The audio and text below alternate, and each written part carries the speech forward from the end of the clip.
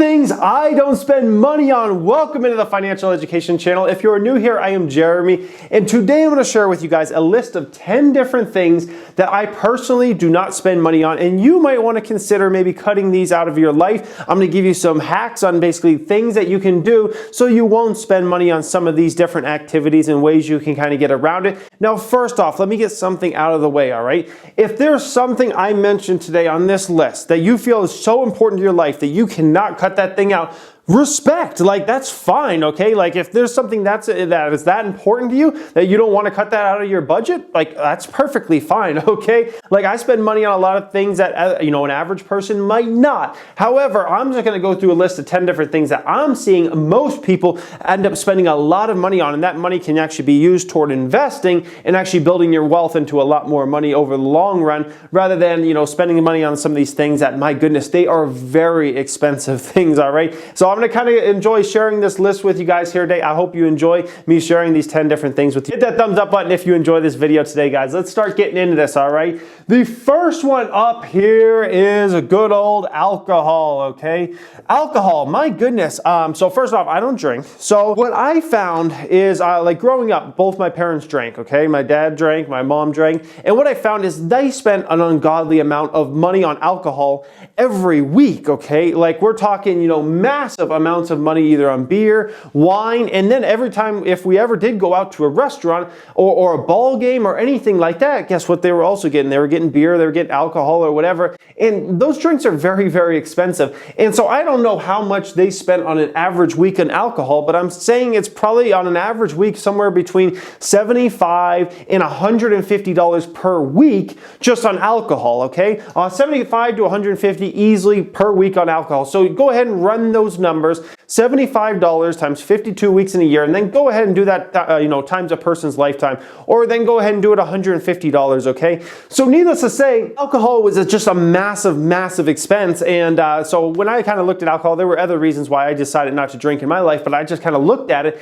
and I was like, dang, that's an expensive activity to do there. That is very, very expensive, okay? So needless to say, I don't spend money on alcohol. Coming in at number 2 is good old smoking, all right? And I'm not just talking about cigarettes. So basically, when you think about smoking, spending money on smoking, there are two different kind of things. There's like, smoking cigarettes, right? Which is extremely costly. Like I know people that would spend, go through a pack a day or 2 packs a day.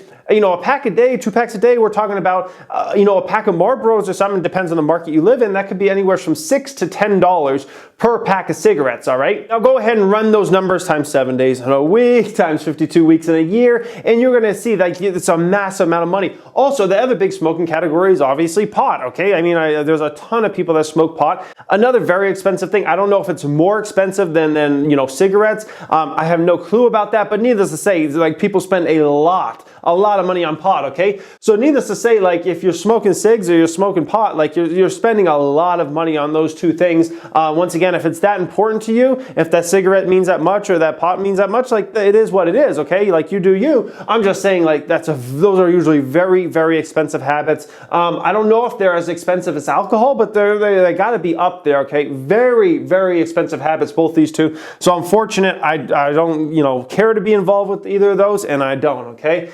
Number 3, this might be a funny one. This one might make you laugh. This might be the funniest one of the bunch, okay? And that is haircuts, okay? I haven't spent money on haircuts in I don't know how long. What I do for a haircut, so personally, I don't really care about my hair, and anybody that's a loyal viewer of this channel knows I literally don't care about my hair. I'm like, some people are very like, insecure about their hair and it has to be perfect all the time. I'm on the most opposite, side of the panel as you can possibly be in regards to hair. Like I literally don't care. Like I tell my wife, just like put a number 4 on or a number 5 on and just do that all the way around. Boom, our haircut's done. I don't ever spend money on haircuts. That's me. Once again, you might have a hairstyle, you might love to have really nice hair, and that is perfectly fine for you. I can just tell you, like money-wise, if you like, I hear some people say, "Oh, nice haircut, that'll make you more money, won't it?" or something. No, just remember, you're looking at a guy that makes an ungodly amount of money, and look at that hair. Okay, let's just remember that. All right. Coming in at number 4 is good old dentist, okay? And dental work in general. A lot of people spend a lot of money on dental work. I don't know, maybe I was blessed with good teeth, but I like to take good care of my teeth. I always brush every single day. But there's a big trick a dentist let me know a long time ago, way back when I was on, whatever you call it, when you have like free dental work or whatever because you're super poor. I used to be on that when I was like 19 years old. And I went to the dentist one time, and at that time I was getting a lot of cavities and whatnot. And this dentist, he said, well, do you drink a lot of Powerade, Gatorade, those type of drinks, like sugary drinks? I was like, yeah, I do. And, I eat sweets and whatnot, like every normal person out there pretty much, right? And he's like, well, what you should always do if you're drinking, sugary drinks or eating, like sugary things, he's like, you should have water and swish it around in your mouth every single time after you get done that. And he says, well, what happens is if the sugar just kind of sits on there, it just ends up forming cavities in your teeth and whatnot. And that's what ends up happening. Not a lot of people understand that. And ever since then, I still eat sugar, or I still drink sugary drinks every once in a while. But every single time, if I have something sugary, I either chew a piece of gum or I just get water and I'll swish it around in my mouth if you can't brush your teeth at that particular time, because if you're not at home, you can't brush your teeth, right? And that will save you a lot of money in dental work. Now, some people just have really bad teeth in general. They always need to get dental work done or whatever, but I'm fortunate, I'm not in that situation, okay? So dentist, I don't know the last time I spent money on a dentist other than a checkup or something like that. I never really have to get any work done. It's probably been, 5+ years since I had a cavity or anything wrong with my teeth, if not 10 years. Number 5 is late fees, all right? Late fees. This is usually in regards to, it could be in regards to credit cards. We could also put this category as something like overdraft charges, something like if you overdraft your bank account or something like that. Even when I didn't have that much money, I never got overdraft fees. I always made sure I never overdrafted my accounts or anything like that, because you overdraft your account or something with your bank, a lot of times it's like a $35 charge. And if you already have limited funds, $35 is a lot of money to you, right? So late fees, overdraft fees, all those sorts of things that banks charge, you guys gotta watch that type of stuff, because that will just eat up your money. And like I said, a $35 charge or $39 or whatever for overdrafting or a late fee or something like that. My goodness, guys, that's all the money in the world when you don't have much money, right? So needless to say, make sure you keep a very close track. And nowadays you have no excuse not to keep super close tabs on whatever you're spending, whatever you have in your checking account, savings account, and whatnot. Because nowadays, you can do it right on your phone. Every bank out there has an app, and you can look at it right on your phone. There's really no excuse for having late charges or overdraft fees, because you can constantly keep up with what's going on in your account nowadays, okay? Coming in at number 6 is another kind of banking related thing, and that is credit card interest, okay? Good old credit card interest. So me personally, I do not spend any money on credit cards. We have credit cards. I don't ever use them.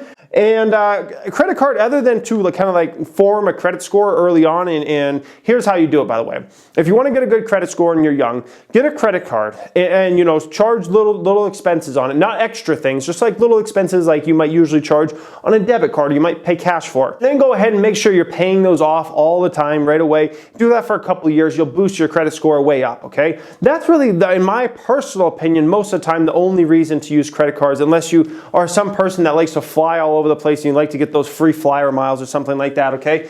But needless to say, most people, when they get credit cards, they get into a lot of trouble. They start charging things, then they start paying a bunch of interest on those credit cards. So they start paying all this interest in credit cards, and they never get that balances worked out. I've seen it with time and time again. Friends and family members and whatnot, they get a bunch of credit card debt and they never end up paying it off. They're always just paying toward whatever the interest is. And credit card interest, a lot of times it's 16% to 24% we're talking on the interest charges.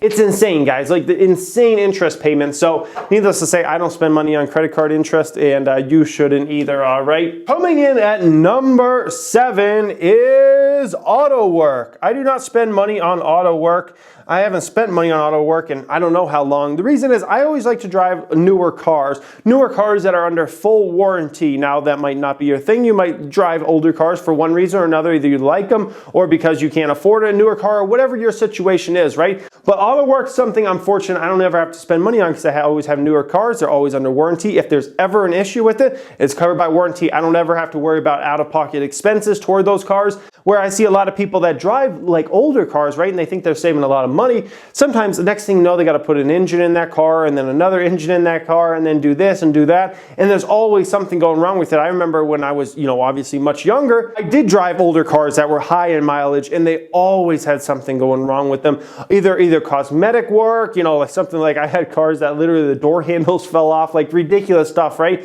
Or like literally something's going on with the engine or the motor or something like that, okay guys? Or the shocks. There's so many different things that can go wrong in a car. So auto work, something I don't spend money on. Next one up here at number 8 is a place a lot of you guys absolutely love, and it might be your sanctuary, and that is the gym, all right? That is the gym. Now, I don't spend money at the gym for a couple of reasons, okay? One is I live in Las Vegas, okay? That's my city.